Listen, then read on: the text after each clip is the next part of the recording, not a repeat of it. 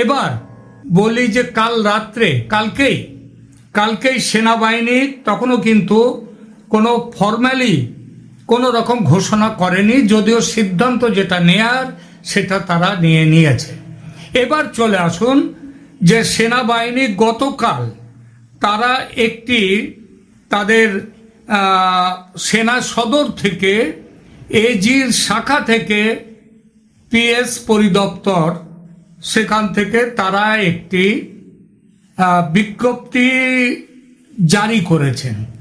একটি বিজ্ঞপ্তি না, এটা হচ্ছে তাদের একটি বিজ্ঞপ্তি জারি করেছেন। সেই এখানে তার ছবিটা আপনাদেরকে দেখাচ্ছি, একটু তার ছবিটা আপনারা আমাদের যে এখানে এর মধ্যেও আপনারা দেখতে পাবেন, আমাদের স্ক্রিনে দেখতে পাবেন পুরো ছবিটাই দেখুন একবার। এখানে কি বলা হয়েছে পড়াটা সম্ভব নয় বলেই সেখানে আমি বলে দিচ্ছি কি লেখা হয়েছে। এখানে চিঠির তারিখ হচ্ছে 23শে মার্চ 2025। মার্চ মাসটা মার্চ 2025 এবং বাকি সমস্ত এই বিজ্ঞপ্তির অংশটা সেগুলো আগে টাইপ করা আছে, শুধু হাতে লেখা হয়েছে 23শে মার্চ। এই তারিখটি 23 তারিখটি হাতে লেখা হয়েছে। এখানে কি বলা হচ্ছে যাদের উদ্দেশ্যে এখানে লেখা হচ্ছে, তার মানে চিঠিটা তৈরি আগে থেকেই হয়ে রয়েছে, শুধু তারিখটি হাতে 23শে মার্চ সেটা লিখে দেওয়া হয়েছে। আমি বলেছিলাম না 23শে মার্চেই নিয়ে নেবে ক্ষমতা সেনাবাহিনী। দেখুন আমার কথা কতটা সত্যি, কতটা আমি জেনে তারপরে আপনাদের কাছে খবর নিয়ে আসি, এটা তার প্রমাণ। এখানে লেখা হচ্ছে সম্মানিত সেনাবাহিনীর প্রধান কর্তৃক অফিসার্স অ্যাড্রেস প্রসঙ্গে সেনা সদর এজির শাখা থেকে দেয়া হচ্ছে চিঠিটা। আগামী 24শে মার্চ 2025 সোমবার তারিখে সম্মানিত সেনাবাহিনী প্রধান কর্তৃক অফিসার্স অ্যাড্রেস অনুষ্ঠিত হবে। সদর দপ্তর লজিস্টিক্স এরিয়া উক্ত অনুষ্ঠানের সার্বিক দায়িত্ব, ব্যবস্থাপনা ও সমন্বয়ের দায়িত্ব পালন করবে। অফিসার্স অ্যাড্রেসে সামরিক রীতিনীতির ব্যাপারে বরাত ক ও খ অনুসরণ করা হবে। ওপরে লেখা আছে একটা স্থান ঢাকাস্থ ইউনিট প্রতিষ্ঠান সংস্থার জন্য অফিসার্স অ্যাড্রেস সেনা প্রাঙ্গণ ঢাকা সেনানিবাসে অনুষ্ঠিত হবে। অন্যান্য ইনফরমেশন ও মিশন এলাকার অফিসারগণ বিটিসির মাধ্যমে সংযুক্ত থাকবেন। তারিখ ও সময় আগামী 24শে মার্চ 2025 তারিখে অনুষ্ঠিত অফিসার্স অ্যাড্রেসের বিভিন্ন ইভেন্ট ও সময়সূচি নিম্নরূপ। আসন গ্রহণ করতে হবে 10:15 সকাল। Officers address 10:30টায়।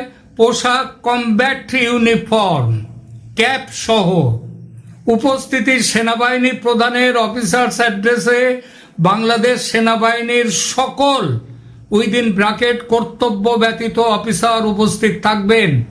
ঢাকা ও মিরপুর ঢাকা এলাকার কর্মরত সকল অফিসার প্রেষণে নিয়োজিত এবং ছাত্র অফিসার সহ অংশগ্রহণ করবেন। 2 স্টেশন সদর দপ্তর ঢাকা প্রেষণে নিয়োজিত অফিসারগণের কোটা বরাদ্দ এবং অংশগ্রহণ নিশ্চিত করবে। 3 Mirpur NDC DSC MIST BUP সহ এলাকার কর্মরত সকল অফিসার প্রেষণে নিয়োজিত এবং ছাত্র অফিসার সহ অংশগ্রহণ করবেন।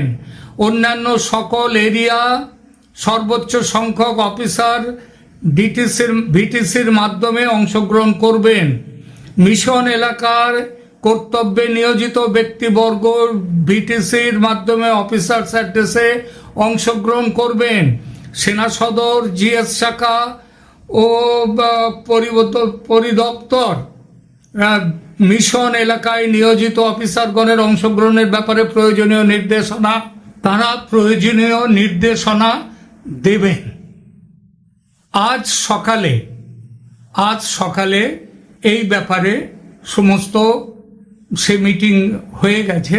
আমাদের কাছে যা খবর সে মিটিং ইতিমধ্যেই শেষ।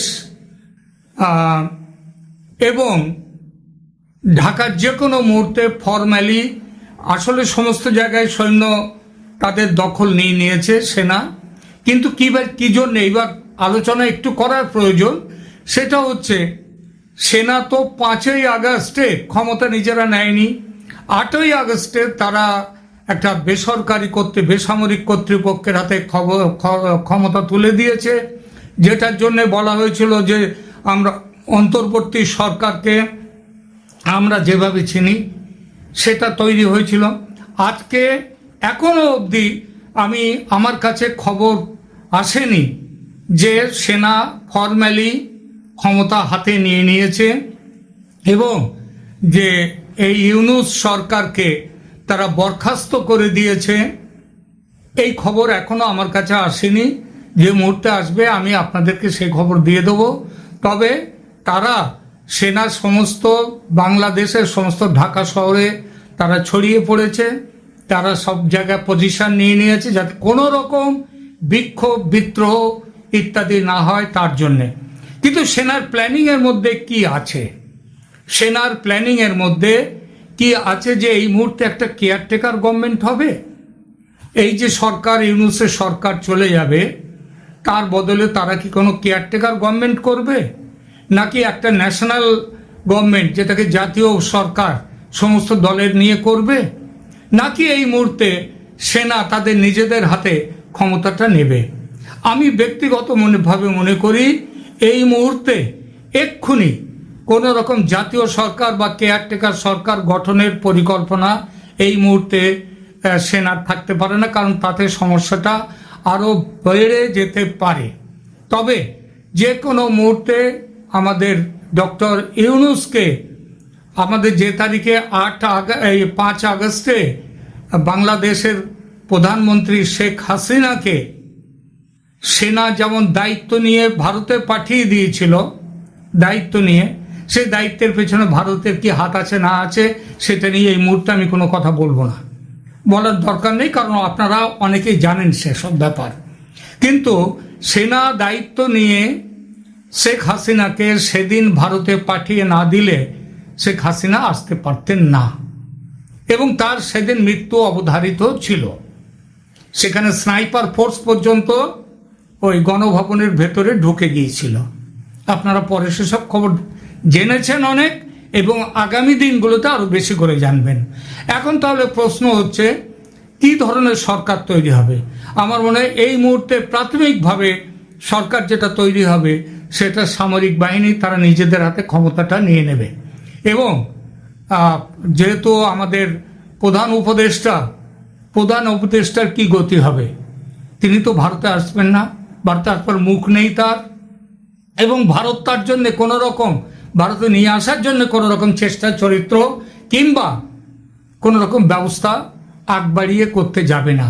হ্যাঁ, এটা বলছি, উনি যদি অন্য কোথাও যাওয়ার জায়গা না পান, যদি উনি পালাতে চান, কিন্তু পালাবার দরকার তো ওনার হবে না, কারণ ওনাকে তো মারবার জন্য কেউ আসছে না। ওনাকে যে গণবিদ্রোহ যেটা বলবার কথা হচ্ছিল, যে ষড়যন্ত্র, মানুষকে জড়িয়ে নিয়ে ষড়যন্ত্র হয়েছিল শেখ হাসিনার বিরুদ্ধে, কিন্তু এনার বিরুদ্ধে তো কোনো ষড়যন্ত্র হয়নি। এখানে যে ষড়যন্ত্র হচ্ছে সেটা তো ওনার ভেতর থেকেই হচ্ছে, ওনার সরকারের থেকে হচ্ছে। সুতরাং ওনার পালাবার কোনো দরকার এখানে আছে বলে আমি মনে করি না। তাহলে উনি কোথায় থাকবেন? উনি থাকতে পারেন, আমি মনে করি সেইটাই হবে ভালো, যে ওনাকে কোনো রকমভাবে বন্দি করে টরা এটা করবার কোনো প্রশ্ন ওঠে না। ওনাকে যমুনাতেই রেখে দিয়ে সেখানে গৃহবন্দী করে রেখে দেয়া যেতেই পারে, এবং আমার মনে হয় সেইটাই হবে। কিন্তু তার হাতে আর সরকারি কোনো ক্ষমতা থাকবে না যতক্ষণ না পরবর্তী সিদ্ধান্ত হচ্ছে, অর্থাৎ সরকার কিভাবে তৈরি হচ্ছে, সেটা মার্শাল ল জারি হোক দেশে, অথবা আমাদের রাষ্ট্রপতিকে দিয়ে কোনো রকম কেয়ারটেকার গভর্নমেন্ট তৈরি হোক, কিভাবে হবে সেটা যতক্ষণ না ঠিক হবে। আমার মনে হয় সেনাপ্রধান থাকবেন তার সরকারি বাসভবন যমুনাতেই, তিনি গ্রেপ্তার হবেন না, কারণ তার গ্রেপ্তার হওয়াটা কারোর প্রয়োজনে আসবে না।